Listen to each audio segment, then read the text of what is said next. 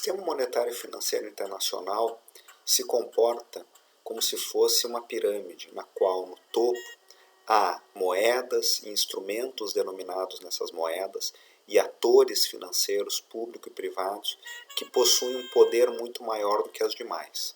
No mundo contemporâneo, o dólar exerce essa função. É uma moeda emitida por um determinado Estado, uma determinada jurisdição, mas que acaba conseguindo exercer plenamente as suas funções no plano internacional. E lidera, como nós vimos os indicadores anteriormente, em basicamente todos os segmentos, liquidação de pagamentos, nos contratos de dívida, nas reservas internacionais, nos empréstimos bancários. Outras moedas possuem também a capacidade de exercer suas funções para além do seu espaço original de jurisdição e de emissão, porém num peso e numa influência muito menor.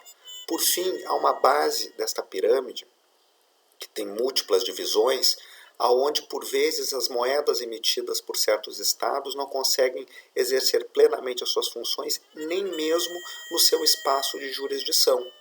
Lembrem, por exemplo, situações no qual os investidores buscam alternativas de poupança ou de captação de recursos dentro do mercado doméstico em outra moeda, por exemplo, em dólares, ou quando as moedas domésticas não conseguem mais sequer exercer a função de meio de pagamento ou de unidade de conta.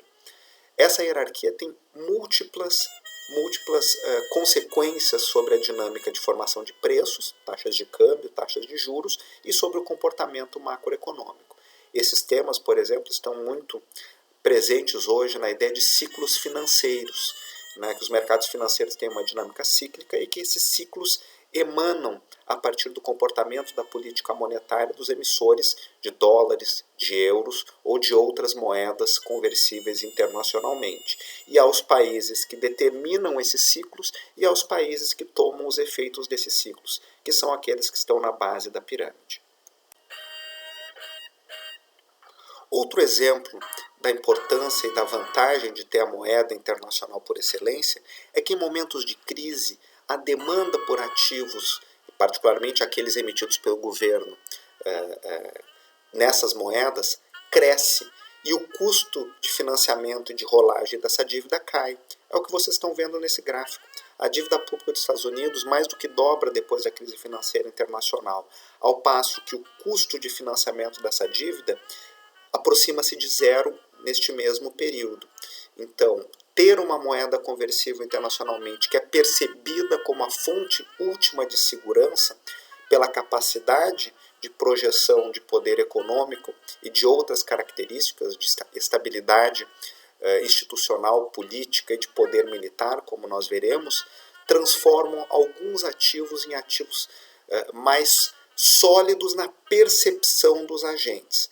Essa percepção pode se alterar, mas enquanto ela é fortemente cristalizada e é uma percepção relativa, é este instrumento frente a outros instrumentos, é esta moeda frente a outras moedas, o emissor do ativo considerado de menor risco, da moeda considerada mais sólida, possui vantagens inequívocas: ampliar a captação de recursos a custos próximos de zero.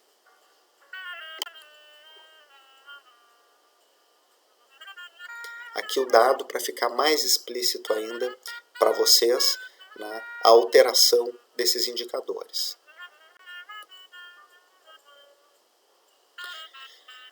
Isso nos permite trazer à baila um exemplo de um autor que não está nas nossas referências, mas nunca é demais ampliar o leque de possibilidades, que é o historiador Yuval Harari, que se transformou em best-seller por seus livros Sapiens e Homo Deus, Homo Sapiens e Homo Deus, e mais recente 21 lições para o século XXI, em que ele trata da evolução da humanidade e das suas perspectivas para o futuro e mostra a importância de criação de instituições e de convenções coletivas em que, em alguma medida, representam uma certa, entre aspas, mitologia, na medida em que aí tomamos a moeda como um exemplo, não necessariamente esses elementos que ajudam a funcionar uma economia de mercado possuem um lastro real.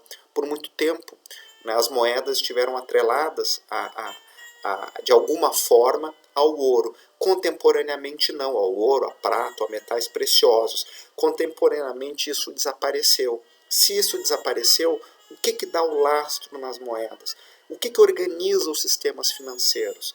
Pois bem, o que dá lastro para os instrumentos monetários, financeiros, e o que organiza a institucionalidade financeira é a confiança que as sociedades têm nesses instrumentos e nessas instituições. E essa confiança é alguma coisa que se constrói ao longo do tempo e que não necessariamente está baseada em alguma coisa real. Nós vimos nos dados anteriormente que o peso do dólar internacionalmente excede em muito o peso da economia dos Estados Unidos no plano internacional. Então não é a capacidade de produzir bens e serviços por si só que é o lastro material da moeda, mas é a confiança na capacidade daquele agente emissor. A criação dessa confiança passa por elementos complexos e de longo prazo que envolvem aspectos sociais, econômicos e políticos. A confiança é a base de funcionamento dos sistemas monetários e financeiros.